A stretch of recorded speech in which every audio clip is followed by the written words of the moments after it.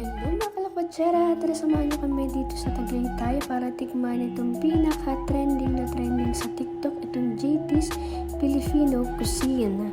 Guys, sabi nila masarap daw yung mga pagkain dito. So, nandito tayo para tikman yung iba't ibang klase ng menu nila at yung kanilang bestseller na bulalo. So, ito po yung kanilang mga menu na pagpipilian.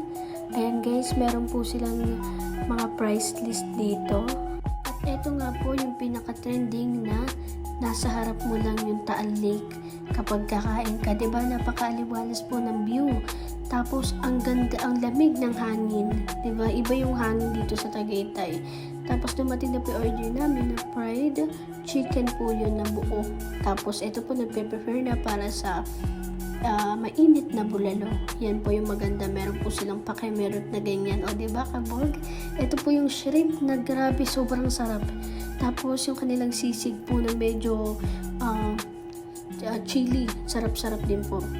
So, ang una kong tinikman yung shrimp kasi favorite ko po yan. Yan, guys, ang sarap po niya, malinamnam.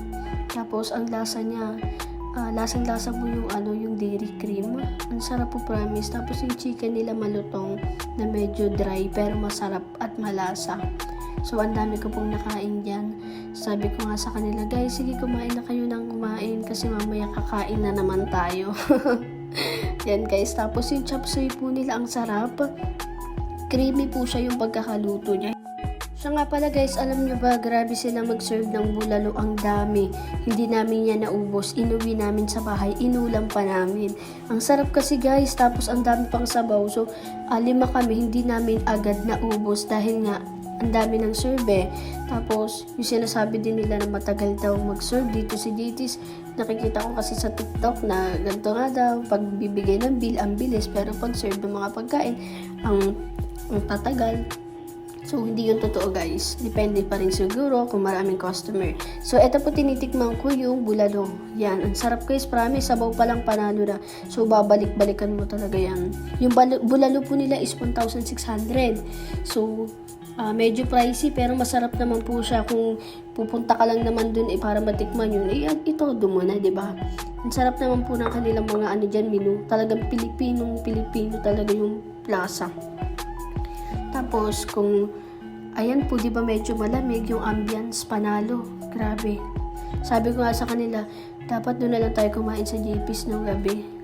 Sa JT's nung gabi. Kasi, yung kinainan namin kagabi, medyo ligwak. Kaya hindi ko na ginawa ng vlog. 275, tagi-isa kaming menu. Tapos, parang lang, basta guys, hindi ako na-satisfied. So, mamaya gagawa ulit ako ng video, ipapakita ko sa inyo para ma-review ulit natin. So, ito po yung chicken. Yan, titikman ko siya. Yan yung guys. Medyo dry pero masarap ha. Para po siyang chicken ng Chowking. Masarap naman po siya. Panalo din. Tapos yan, hipon na naman. Grabe kasi. Pinagliki sa hipon yan. Pero hindi po favorite ko lang talaga hipon. Or mahilig po ako sa seafood. Tapos ito po, ang linantakan ko din, 2 po nilantakan ko yan, yung kanilang chop suey, dahil nga mahilig po ako sa gulay, at yung kanilang hipon, yan. Hindi po ako bulalo lover, pero masarap yung bulalo nila. Ayan.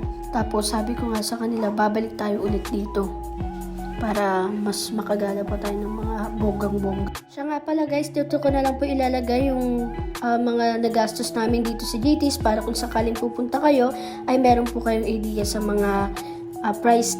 Thank you for watching. Bye-bye. Don't forget to like, follow, and share all my videos. Thank you.